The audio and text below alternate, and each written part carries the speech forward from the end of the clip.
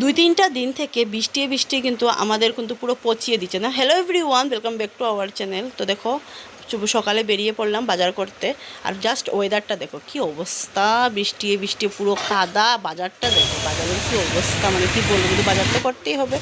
তো গিয়েছিলাম আর কি বাজার করতে এনডি কলোনি। তো এই যে বাজার নিয়ে আসলাম। বৃষ্টির মধ্যে গিয়েছিলাম যখন বৃষ্টি ছিল না, কিন্তু এখন আবার সেই বৃষ্টি ওয়েদার চলে এসছে না, শ্রাবণ মাস চলে এসছে লাগছে না? হ্যাঁ, শ্রাবণ মাস তো আসছেই। তো যাই হোক, সকালবেলা শুধু মেথির জলটা খেয়ে গিয়েছিলাম, চাচু খাইনি। নিচে এসে খাবো, কারণ দেখো খেতে গেলে না লেট হয়ে যাবে। ঠাকুর দেওয়া তো এমনিতেও স্কুল বন্ধ হওয়াতে অনেকটা লেটে ঠাকুর দিচ্ছি আমি, সব কাজের উল্টোপাল্টা হয়ে গেছে। আর এদিকে কোনো কাপড় চোপড়ে ধোয়া নাই, শুধু ঘরের কাজ বাজ ওগুলোই। আমি ততক্ষণে এক্সট্রা যে বলবো সেই কাজ তো নেই, তার জন্য বেশ একটা যাচ্ছে। আর কালকে ভিডিও করিনি, প্রবটি ভিডিও করিনি, কালকে রান্নাবান্নাও করিনি। মা তরকারি দিয়েছিল, ওগুলো খেয়ে নিয়েছি, শুধু ভাত করেছি। সারাদিন লেট খেয়ে কাটিয়েছি বলে কালকে কোনো ভিডিও করিনি আমি। তো আজকে ভাবলাম বাজার যাই। আমাদের তো মাস বেতন যাদের, তাদের তো এই একটা সিস্টেম, তাই না? মাসের 10-15 দিন, 20 দিনও যায় না, 15 দিনই বলবো আমি। 15 দিন একটু তারপর থেকে শুরু হয় ডিকিস করা। তো যাই হোক, আমি কি চা খাবো, রান্নাবান্না করবো, ওটাই। পুরো মেঘ, আকাশ পুরো সাদা হয়ে আছে, বৃষ্টি কিন্তু আসবে। 11টা বেজে গেছে। রুটি বানালাম, মামামকে দিলাম কলা দিয়ে, আমিও খাবো। আর ভাত আছে, কিন্তু বললাম ভাত খাওয়ার জন্য, ভাত খাবে না মেয়ে। স্কুল বন্ধ হলে এরকমই নমুনা করে। তো যাই হোক, চিকেন নিয়ে এসেছি,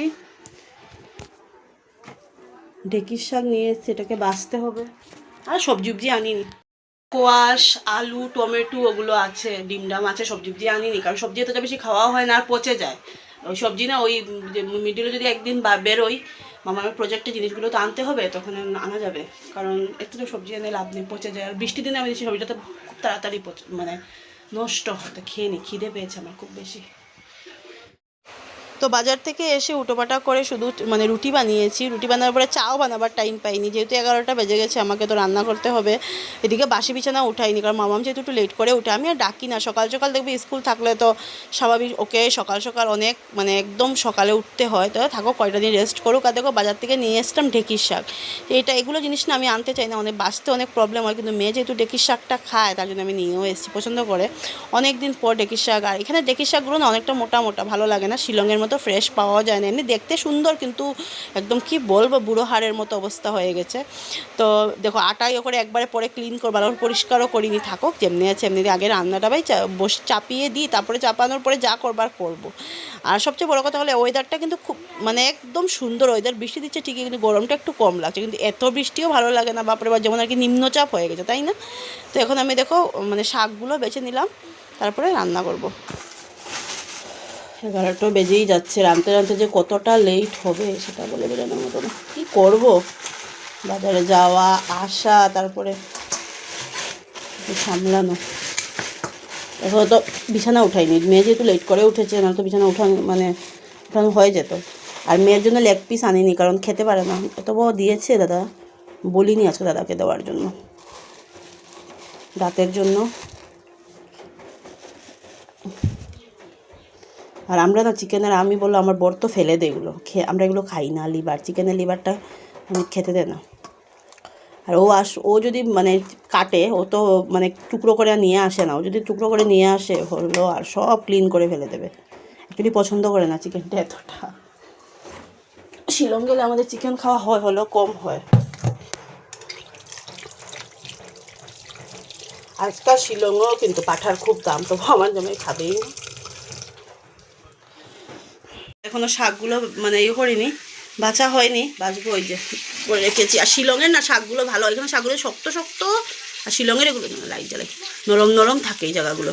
আর এগুলো না আমার দিদি খুব ভালো করে না দিয়ে সর্ষা দিয়ে রান্না করে। হ্যাঁ, কে করবে, আমিও পারি করতে, কিন্তু দিদির মতো টেস্ট হবে না। কিন্তু হলে কি হলো, আমি মানে করবো না, খাবে কে। আদা রসুন, আর এবার ও আসলে এখানে একটা বোর্ড বানাতে হবে কিচেন, মানে অনেক প্রবলেম হয়ে যায় আমার। চিকেনটা ম্যারিনেট করে নিয়েছি। আর মশলা দেখবে মানে মিক্সির থেকে শিলনোড়াতে করলে কিন্তু ভালো হয়। তো আমি বরকে অনেকবারই বলেছিলাম বিয়ের পর থেকেই যে শিলনোড়া কিনে দাও, আমাকে শিলনোড়া কিনে দিয়ে নিও, আমাকে মিক্সি কিনে দিয়েছে। যাই হোক, তো মিক্সি তো এখন আর সত্যি কথা বলতে কি বিয়ের আগে তো বাটাবাটি করিনি, আর এখন আর বাটাবাটি করতে পারিও না আমি এতটা, কিন্তু জিরেটা গোটা খাই। আর মানে শিলনোড়ায় বেটে মশলা কিন্তু খেতে আলাদাই টেস্ট। আমার মা রান্না করে আমি জানি। এই যে করে নিয়েছি। আর আমি না এরকম করে করি, কড়াতে আমি ইয়ে করি না, মানে মিক্সড করি না, আমি ম্যারিনেট করে করি। আমার এরকম ভালো লাগে, অল্প টাইম রাখবো, রেখে তারপর রান্না করবো। এরকম করলে দেখবেন আলাদা একটা টেস্ট আসে কিন্তু। আর কড়াইতে খুঁজে পাচ্ছি না। আর যদি না কড়াইতে যদি করি না এরকম করে টেস্ট আসে না। তো তোমাদের সাথে তো মোবাইলে করে নিয়েছি, এখন বসিয়ে দেবো, শাক করবো। তোমরা কে কী রান্না করেছো কমেন্ট করে জানাবে তো। আর শিলনোড়ায় কারা কারা বেটে রান্না করে এটাও কিন্তু জানাবে। খুব টেস্ট, আমার খুব ভালো লাগে শিলনোড়ায় বাটা মশলা। কিন্তু আমার তো নেই, কিসে বাটবো, মিক্সিতে শিলনোড়ার মতো হয় না। এখন হচ্ছে শাক, লেখির শাকটা। আর এই যে চিকেন হয়ে গেছে, ভাতও বসিয়ে দিয়েছি। আছে না ক্যামেরার মধ্যে যাচ্ছে।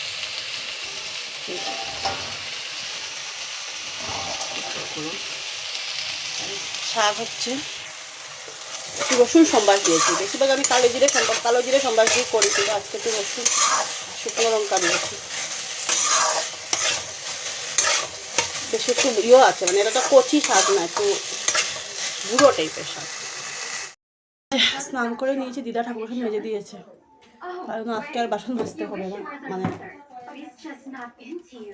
বাজারে গেছি, পান আনতে ভুলে গেছি, তো যাই হোক করে আনবো। ওই সাউন্ড কমা, পুজো দেবো, দিয়ে মামাকে ভাত খাওয়াবো, তারপর নিজে খাবো। বাজার করে এসে না রান্না করতে বড্ড বেশি, মানে কি বলবো, টায়ার্ড হয়ে যায়, কিছু করার নেই, করতে পারি। ভাতও হয়ে গেছে আমার। তুলসী পাতা, বাসন সব দিদা রেডি করে রেখেছি, শুধু আমি পানের খিলিটা নিয়ে এসেছি। সত্যি নাহলে এখন সব রেডি করতে হতো। এটা হলো নিজের মানুষের ইয়ে।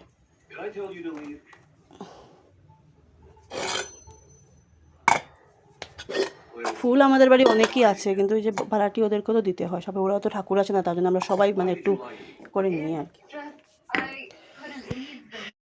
তো এই যে ঠাকুর দিয়েছি। আর এদিকে মানে কি বলবো এটাকে, ওর সাথে বরের সাথে কথা বলতে বলতে দিয়েছি, তার জন্য সাউন্ড নেই। তো যাই হোক, তো এখন মামামকে ভাত খাবো, নিজে ভাত খাবো। তো এই যে আজকে রান্নাবান্না চিকেন আর হলো ঢেঁকির শাক করেছিলাম। এসছে পুরো ঝড় তুফান, মেয়ের জন্য বাড়লাম, মেয়েকে খাইয়ে তারপরে আমি খাবো। শাক একটু নিয়েছি, মাংস একটু নিয়েছি। এই যে কালারটা কিন্তু খুব সুন্দর আসছে। মামার জন্য বেড়ে নিয়েছি, শাক একটু নিয়েছি চিকেনের। বৃষ্টি তো পুরো ভরপুর চলে এসছে, তাই না? ভাত আরও নেবো বলে শাকও একটু নিয়েছি, ভাতও নেবো। তো এই যে এখন একটু শুয়েছি, এখন বাজে 3:10 বাকি। আর কি বলে এটাকে, শরীরটা একদম টায়ার্ড লাগছে। আর এখন আবার আসছে বৃষ্টি, ঝোড়ো বৃষ্টি। শ্রাবণ মাস আসছে, ওইটারই আঘা, তাই না?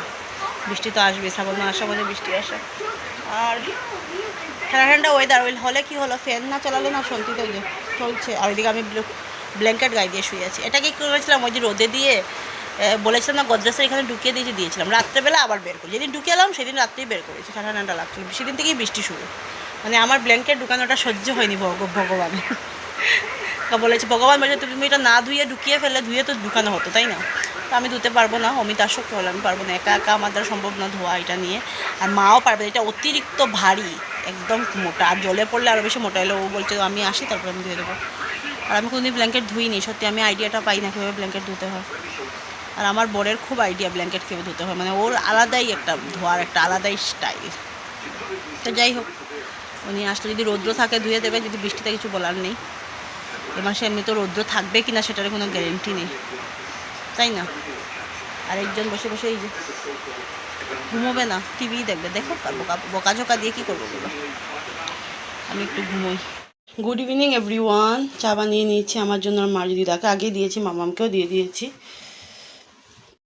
মেয়েকে নিয়ে পড়তে বসবো। বৃষ্টির তো কম নেই, ঘুমিয়েছিলাম দুপুরবেলা, উঠেও দেখি সেম পড়ছে বৃষ্টি। যাই হোক, যে আমি এত লম্বা কেন, তাই আমি বলছি তুই নারিকেল গাছ খেয়ে ফেলেছিস। আমাদের এটা হতে পারে, শুন শুন, আমি যে পান সুপারি খাই এর লিগে তুই সুপারি গাছের মতো, আমি যে পান সুপারি খাই তুই সুপারি।